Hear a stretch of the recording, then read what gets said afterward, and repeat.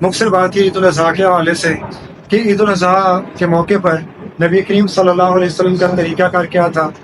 اس میں یہ تھا کہ ایک تو آپ نے جو ہے وہ تیاری کر کے جب آنا ہے نہا دھو کے غسل کر کے جو بھی مناسب کپڑے اویلیبل ہیں وہ پہن کے آئیں اور بغیر کچھ کھائے آپ نے آنا ہے عیدگاہ میں.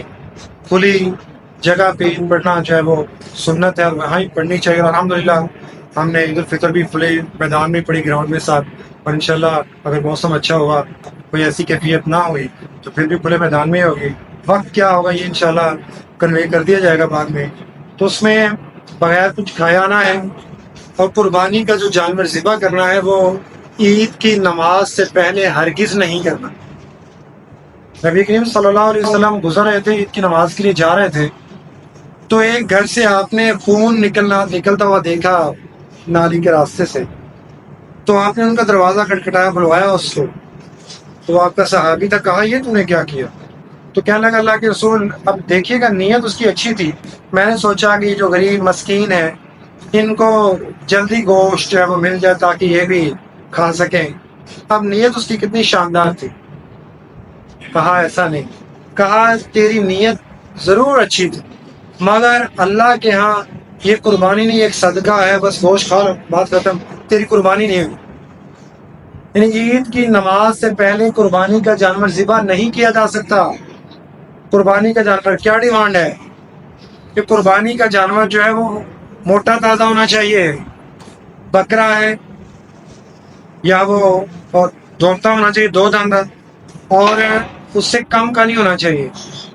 ہم اتنے پیسے خرچ کرتے ہیں اور پھر ہمیں وہ جو بیچنے والے آئے ہوتے ہیں ان کی تو کوشش ہوتی ہے کہ یہ میرا بک جائے. اور ہم جب گرمی کی وجہ سے موسم کی شدت کی وجہ سے وہاں دیکھتے ہیں کہ رش پڑا ہے ہم کہتے ہیں چلو ایک خریدتے اور چلے گا. ایسا نہیں. وہ دھوندا ہونا چاہیے 2 دانتا اس کی مین عمر پوری ہے اس کی. وہ 2 دانت جو ہے وہ کلیئر کر دیں گے آپ. اس کی آنکھوں کو چیک کریں آگے سے ایسی جیسے کریں ہاتھ سے کہ پتہ چلے کہ وہ پل کے جھپکتا ہے کہ نہیں. اگر تو جھپکتا ہے تو وہ پھر بینا ہے وہ صحیح دیکھتا ہے. اگر نابینا ہے تو پھر وہ نہیں خریدا جائے گا.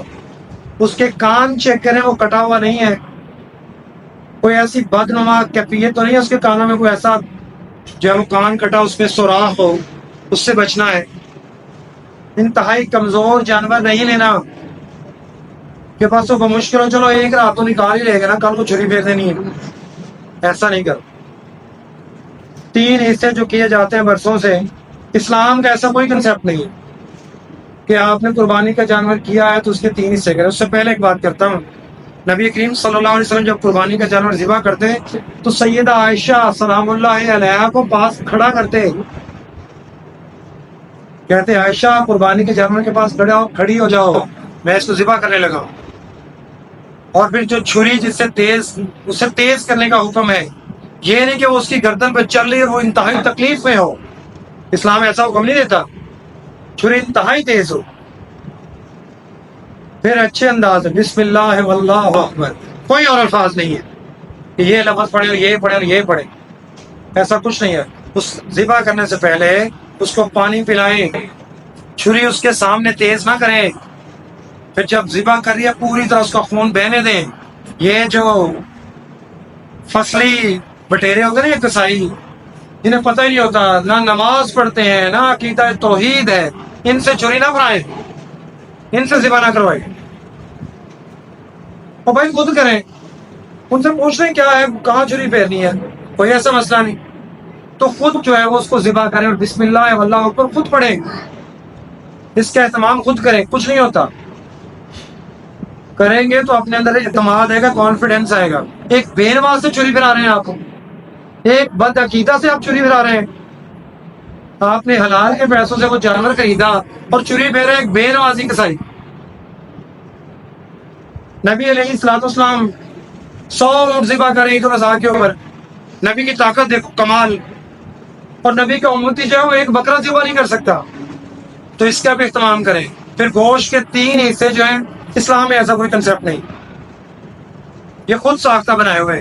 کوئی 3 حصے نہیں ہے کہ ایک حصہ جو ہے وہ کسائی کو دینا ہے ایک حصہ جو ہے وہ ہم نے کھانا ہے اور ایک ہم نے رشتے داروں کو دینا ہے. کسائی کے لیے اجرت ہے، اجرت میں گوشت نہیں دیا جا سکتا۔ ایک ہوتا ہے نا کہ چلو یار 2000 4000 5000 جو بھی طے ہو تو میں اس کے بدلے میں اس کو 2000 کلو گوشت دے دوں تو ٹھیک ہے، ایسا نہیں ہو سکتا۔ منع کیا گیا کہ اجرت میں اس کو اجرت مزدوری دینا پڑے۔ ہاں اگر اس نے قربانی نہیں کی، آپ اجرت سے ہٹ کے، آپ پابند نہیں ہے، آپ اجرت سے ہٹ کے، مزدوری سے ہٹ کے تو تھوڑا بہت گوشت دے دیتے ہیں تو وہ آپ کی مہربانی ہے۔ اگر آپ نہیں دیتے تو آپ کے اوپر کوئی گناہ نہیں، ہاں اس کو مزدوری دینا ہو۔ پھر آپ کے گھر میں اتنے افراد ہیں کہ آپ ڈسٹریبیوٹ نہیں کر سکتے۔ آپ کہتے ہیں کہ میرے افراد ہی اتنے، میں آپ لوگوں کو دوں کہ خود کھاؤں، کیا کروں؟ تو اگر تو اتنے افراد ہیں تو آپ سارا جانور، اس کا گوشت اپنے گھر میں رکھ سکتے ہیں۔ اگر آپ کا دل چاہتا ہے کہ میرے ہمسائے، میرے بستی والے، میرے کالونی والے ہر ایک کی عزت نفس ہے، پوچھتے نہ پھریں تو نے قربانی کی ہے، تو نے کی ہے، ایسا نہیں کرنا۔ خود پتہ ہے کہ ہمیں اپنے ارد گرد کے لوگوں کا علم ہونا چاہیے کہ کون، اس کی کیا کیفیت ہے۔ پتہ چلے کسی نے قربانی نہیں جانور ذبح کیا تو بڑے اچھے، بڑی عزت کے ساتھ، احترام کے ساتھ اس کے گھر جو ہے بھجوا دیں۔ ضرور مسلمانوں کو اپنی خوشیوں میں شامل کریں، اور عید یہ نہ ہو کہ عید کی نماز تو پڑھنے آ کر فرض نمازوں کو پتہ ہی کوئی نہیں کہ بس عید گزر کی بات ختم، قربانی کر لی، چلو سیر سپاٹے کریں۔ جائز طریقے سے اسلام نے سارے طریقے سکھائے، انجوائمنٹ کے بھی طریقے سکھائے۔ اسلام نے بارڈر بنائے ہیں، حدود قائم کیے، ان سے باہر نہیں جا سکتے آپ لوگ۔ کیسی انجوائمنٹ ہے آج ہماری، ہم کیسے کر سکتے ہیں؟